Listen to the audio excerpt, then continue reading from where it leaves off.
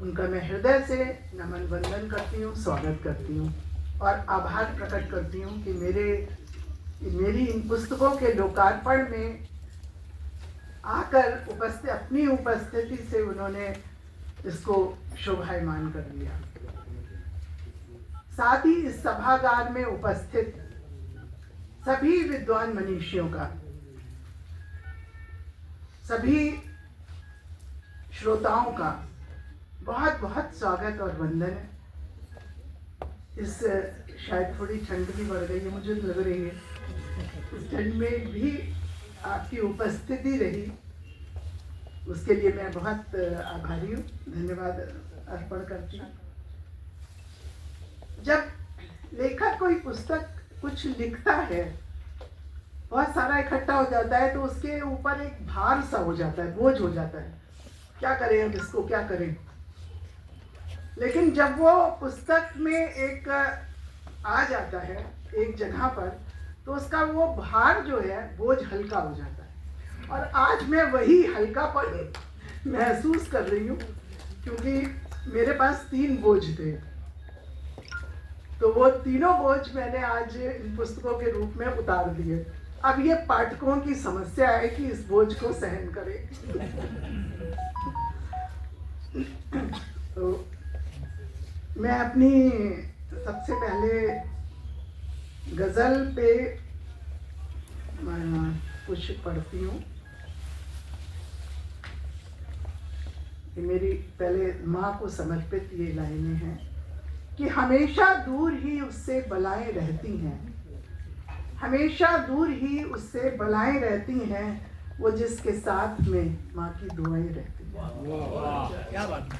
वो जिसके साथ में माँ की दुआएं रहती हैं। और दौरे गर्दिश में तबस्सुम से भरे लब तेरे, दौरे गर्दिश में तबस्सुम से भरे लब तेरे, लोग पूछेंगे यकीनन ये दुआ किसकी है।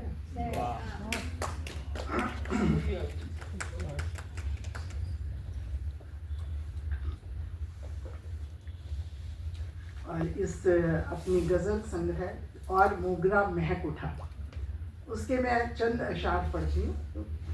समय सीमा का भी ध्यान रखना है।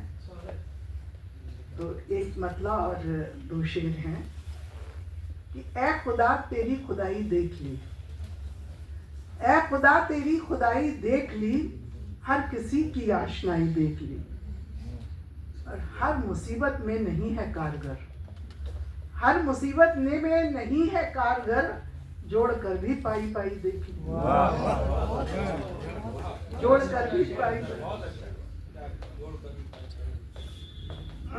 और ये एक शेर और है कि गम बहुत अपने सनम हल्के लगे, गम बहुत अपने सनम हल्के लगे, पीर जब से है पराई देख ली, पीर जब से है पराई देख ली।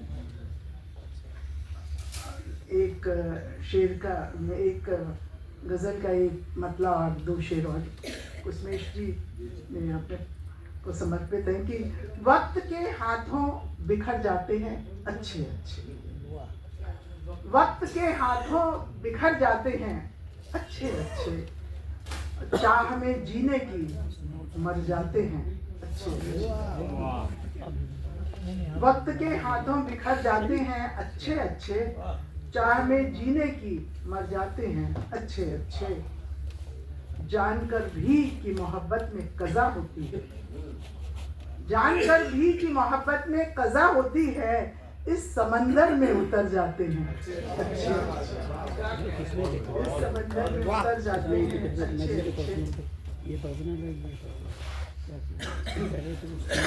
और एक जिंदगी पे कुछ एक मतलब 2 शेर हैं कि जिंदगी झूठे से वादे के सिवा कुछ नहीं, जिंदगी झूठे से वादे के सिवा कुछ भी नहीं, हर खुशी एक छलावे के सिवा कुछ भी नहीं। और बन के देखा जो तमाशाई तो महसूस हुआ, बन के देखा जो तमाशाई तो महसूस हुआ, जिंदगी एक तमाशे के सिवा कुछ भी नहीं, जिंदगी एक तमाशे के सिवा कुछ भी नहीं,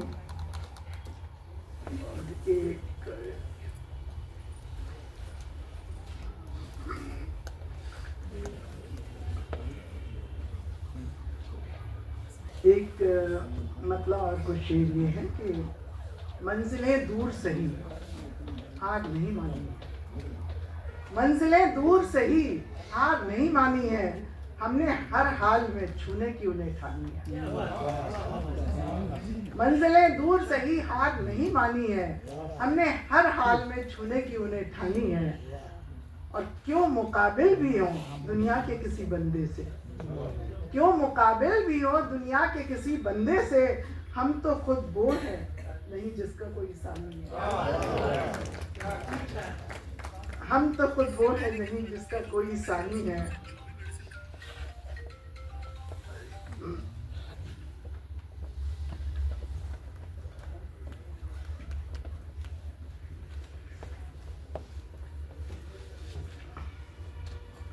और एक मतलब और एक दो शेर है कि सुलझा हुआ तो कोई भी रास्ता नहीं मिला, सुलझा हुआ तो कोई भी रास्ता नहीं मिला, कद का हमारे एक भी बंदा नहीं मिला, कद का हमारे एक भी बंदा नहीं मिला। और चैनो और सुकून दे के चुकाई है कीमतें, चैनो सुकून दे के चुकाई है कीमतें, रिश्ता यहाँ तो कोई भी सस्ता नहीं, रिश्ता यहाँ तो कोई भी सस्ता नहीं मिला। और ये हमारे लखनऊ के उस पे है एक शेर कि मंजू अवध की शान थी शीरी जबान जो, मंजू अवध की शान थी शीरी जबान जो, उस शहर में अदब का वो लहजा नहीं मिला, शहर में अदब का वो लहजा नहीं मिला। और इसके बाद मैं अपने इस उपन्यास के बारे में कुछ कहना चाहती हूँ। ये उपन्यास मैंने प्रतिलिपि ऐप पे लिखना शुरू किया था और सोच कहानी के रूप में लिखा था, लेकिन जो रीडर्स थे उनकी प्रतिक्रियाएं इतनी अच्छी थी कि वो कहते रहे कि आप बढ़ाते जाइए इसे ख़त्म मत करिएगा। और हमारे जो प्रतिलिपि वाले थे वो भी कहते रहे, तो इस चक्कर में वो उपन्यास पूरा बनता गया। और हमारी मंजुल निगम ने उस पर बहुत अच्छी टिप्पणी की है, काफ़ी लोगों ने की है। और हमारी नीरजा द्विवेदी जी ने भी बहुत अच्छी टिप्पणी की है, मैं उसको पढ़ती हूँ। उन्होंने लिखा है नीरजा द्विवेदी जी ने कि इतना सुंदर भावप्रवण मनोरंजक एवं शिक्षाप्रद उपन्यास लिखने के लिए आपकी लेखनी की प्रशंसा कैसे किन शब्दों में करूं।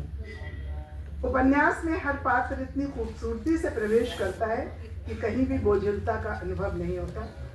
सबसे बड़ी विशेषता यह है कि प्रत्येक पात्र की अनुभूतियों का आपने इतने मनोयोग से और कुशलता से वर्णन किया है कि ऐसा प्रतीत होता है कि ये आत्मकथा लिखी गई है। मैं एक बार पुनः आपकी लेखनी को नमन करती हूँ। तो उनका नीरजा द्विवेदी दीदी का बहुत बहुत धन्यवाद। और हमारी मंजुल निगम जी ने भी लिखा है कि सजे हुए शब्दों के ताने बाने से बुने रोचक उपन्यास की हार्दिक बधाई आपको। ये उपन्यास एक पारिवारिक है और अभी उसका जो विस्तृत विवरण है वो मनीष जी करेंगे, तो मैं बाकी का उनके ऊपर ही छोड़ती हूँ, वो मुख्य वक्ता हैं। और अब मैं लघु कथा पर आती हूँ।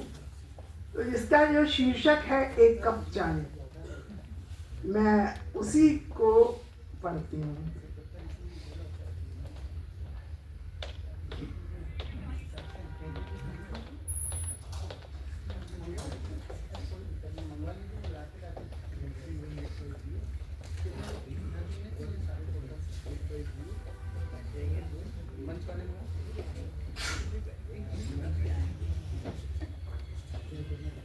ये हमारी लघु कथाएं हैं, छोटी छोटी हैं बहुत। तो एक कप चाय पीते पीते आप सारी पढ़ सकते हैं। एक कप चाय। आज सुबह से ही बारिश हो रही थी। सुधा ने खिड़की के पर्दे हटाए। सामने नीम की डालियां भीगकर मुस्कुरा रही थी। वह चुपचाप रसोई में गई और आदतन 2 कप चाय बना ली। एक कप सामने की कुर्सी पर रखा, दूसरा खुद थाम लिया। सामने की कुर्सी अब कई महीनों से खाली थी, पर संवाद जारी था। ओह, अदरक वाली चाय, कुर्सी जैसे खुशी से बोली। सुधा चौंकी नहीं, मुस्कुरा दी। इस मौसम में तुम्हें यही पसंद है ना? उसने जवाब दिया। पर बारिश में गर्म पकौड़ों का भी अपना ही मजा है, कुर्सी जैसे फिर बोली। हाँ, ऑपरेशन के बाद तुमको बेसन मना ना होता तो आज भी बना देती। यही कहकर तुम अपने भी शौक मार लेती हो। मुझे क्या मालूम नहीं तुम्हें बरसात में चाय के साथ पकौड़े कितने पसंद हैं? कुर्सी ने उलाहना दिया। चाय का घूंट भरते हुए सुधा की आंखें भर आई। 6 माह से वो अकेली थी, पर हर दिन सुबह चाय के साथ उसकी उस खाली कुर्सी से कुछ बातचीत हो ही जाती थी।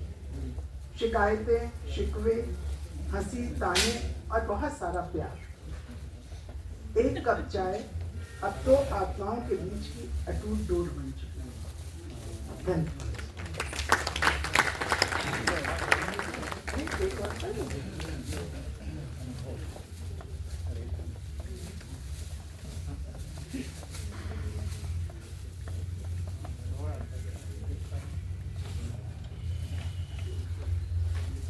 एक और मैं सुना रही हूँ।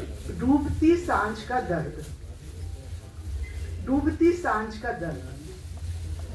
सांझ रोज डूबती है, पर आज कुछ अलग था। क्षितिज पर सूरज ऐसे थक कर बैठा था जैसे दिन भर की दौड़ ने उसे भीतर तक तोड़ दिया हो। सीमा बरामदे में मूंज की कुर्सी पर चुपचाप बैठी थी। उसकी आंखों में वही रंग तैर रहा था जो आसमान में था, हल्का सुर्ख, धुंधला, बुझा बुझा। आज उसके बेटे ने पहली बार रूखेपन से कहा था, माँ मैं अब बच्चा नहीं हूँ, मेरी भी अब जिंदगी है। बेटे रोहन का रोज घर देर से आना, घर पर भी मोबाइल में उलझे रहना उसे भीतर तक साल जाता था। पर इसी प्रश्न ने उसका ये जवाब, और सीमा चुप रह गई। एक पुरानी आदत थी सुन लेना, सहेज लेना और फिर मौन में टुकड़े टुकड़े होकर रह जाना। अचानक उसे रोहन का बचपन याद आया। वही बरामदा, वही माँ और तुतलाता स्वर, माँ मैं बड़ा हो गया हूँ, अब मैं अकेले चल सकता हूँ। और उस दिन वो निहाल हो गई थी। सीमा ने आसमान की तरफ देखा, उसकी आंखें जैसे कह उठी, सांझ तो हर बार लौटती है, पर जो एक बार खो जाए वो दिन का उजाला कभी वैसा नहीं आता। हवा में लिपटा एक गहरा सन्नाटा था, पर सीमा के होठों पर बुदबुदाहट थी। शायद यही सच है, बच्चे बड़े भी होते हैं और दिल से दूर भी, पर माएँ वो सिर्फ उम्र में बढ़ती हैं, दिल से।